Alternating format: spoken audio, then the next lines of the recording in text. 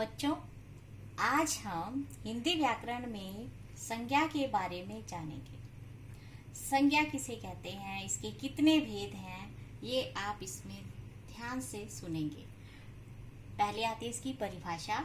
किसी प्राणी, वस्तु, स्थान या भाव के नाम को संज्ञा कहते हैं। अब मैंने ये जो चार चीजें लिखी हैं, इन चारों को यहाँ पर एक बार समझ लेंगे तो आपको इनके पांचों प्रकार को समझने में दिक्कत नहीं होगी। प्राणी क्या है, वस्तु, स्थान या भाव क्या होते हैं। प्राणी में सचिन, पुरुष, स्त्री, हिरण, गाय, बच्चा, प्रथम प्राणी आएंगे। वस्तु में वस्तुएं होंगी जो हमारे आसपास होती हैं, कलम, मेज, टीवी, पंखा, अलमारी, कागज। स्थान में भारत, जापान, देश, नगर, राज्य, गांव, इसमें सभी आएंगे। भाव में मिठास, बुढ़ापा, ईमानदारी, दया, बचपन, बहुत से ऐसे हैं भाव जिनका वर्णन यहाँ पर किया जाएगा। अगला आता है हमारे पास संज्ञा के प्रकार। संज्ञा मुख्य 3 प्रकार की होती है। पहली है व्यक्तिवाचक संज्ञा, दूसरी जातिवाचक संज्ञा और तीसरी है हमारे पास भाववाचक संज्ञा। व्यक्तिवाचक संज्ञा को पहचानेंगे कैसे? जिस संज्ञा शब्द से किसी विशेष व्यक्ति, वस्तु, स्थान का बोध हो, उसे कहते हैं हम व्यक्तिवाचक संज्ञा। व्यक्तिवाचक संज्ञा के लिए हम उदाहरण लिख रहे हैं। राम घूमने जाता है। तो यहाँ पर संज्ञा क्या है, आप बहुत आसानी से पहचान लेंगे। राम किसी विशेष व्यक्ति, वस्तु, स्थान के नाम को संज्ञा कहते हैं। जैसे हम लिखें कि ताजमहल आगरा में स्थित है, तो ताजमहल क्या हो जाएगा यहाँ पर? व्यक्तिवाचक संज्ञा। राम दिल्ली घूमने जाता है, तो यहाँ पर दिल्ली क्या हो जाएगा? दिल्ली भी व्यक्तिवाचक संज्ञा होगा। राम घूमने जाता है, राम व्यक्तिवाचक संज्ञा। राम दिल्ली घूमने जाता है, तो दिल्ली भी व्यक्तिवाचक संज्ञा। मतलब किसी विशेष व्यक्ति, वस्तु, स्थान के नाम को व्यक्तिवाचक संज्ञा कहते हैं। दूसरा है हमारे पास जातिवाचक संज्ञा। जातिवाचक संज्ञा में आप समझ लें, जाति का बोध होगा। किसी विशेष प्राणी, वस्तु, स्थान आदि की पूरी जाति का बोध हो, उसे कहते हैं हम जातिवाचक संज्ञा। जैसे मैं उदाहरण लिख रही हूँ कि राम फल खाता है, तो फल यहाँ पर जाति का बोध करा रहा है। अगर हम कहते कि राम आम खाता है, फल का नाम बताया, तो ये होगा व्यक्तिवाचक संज्ञा। लेकिन ये बताया गया कि राम फल खाता है, तो ये फल जो है किसका बोध करा रहा है? फल जाति का बोध करा रहा है। तीसरा आता है हमारे पास भाववाचक संज्ञा।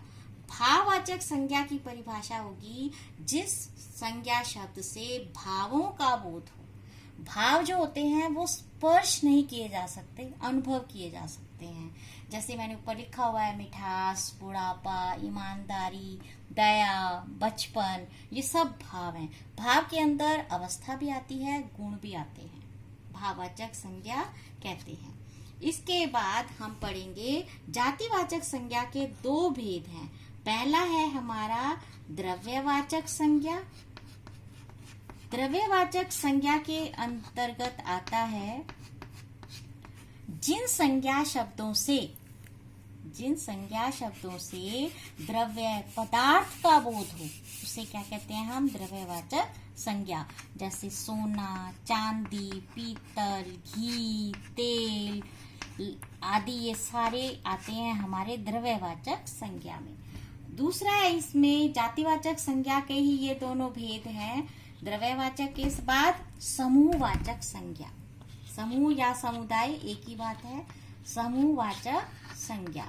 समूहवाचक संज्ञा में आप समूह का बोध कराए जो शब्द, उसे कहते हैं समूहवाचक संज्ञा। समूह में आएंगे कक्षा, दल, सेना, झुंड, ये सब समूहवाचक संज्ञा के अंतर्गत आते हैं।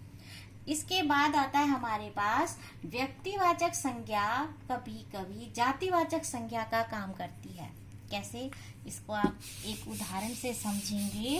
व्यक्तिवाचक संज्ञा कब जातिवाचक संज्ञा बन जाती है। जैसे दुनिया में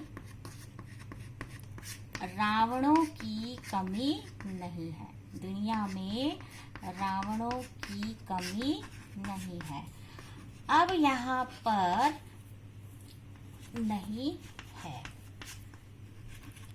रावण किसका प्रतीक, मतलब रावण क्या है? व्यक्तिवाचक संज्ञा। लेकिन यहाँ पर बताया गया कि रावण जैसे रावण था वैसे लोगों की कमी नहीं है। तो यहाँ रावण जो शब्द रावणो लिखा हुआ है ये जातिवाचक संज्ञा की ओर इशारा करता है। व्यक्तिवाचक संज्ञा या जातिवाचक संज्ञा बन गई है। जातिवाचक संज्ञा व्यक्तिवाचक कब बनती है उसके लिए आप एक उदाहरण देखेंगे। जातिवाचक संज्ञा, जैसे पंडित जी देश के प्रथम प्रधानमंत्री थे। देश के प्रथम प्रधानमंत्री थे। अब यहाँ पर पंडित जी जाति का बोध करा रहे हैं।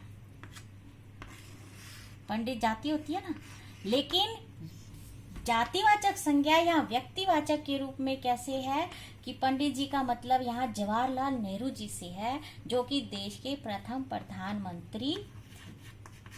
तो जातिवाचक संज्ञा ये जो है वो व्यक्तिवाचक संज्ञा के रूप में दिखाई जाएगी। तीसरा आता है हमारे पास भाववाचक संज्ञा। जातिवाचक संज्ञा भाववाचक कब बन जाती है इसके लिए एक छोटा सा उदाहरण मैं आपको बता रही हूँ। जैसे लड़का, ये जातिवाचक है, लेकिन जब हम कहेंगे लड़कपन तो ये कौन सी संज्ञा बन जाएगी?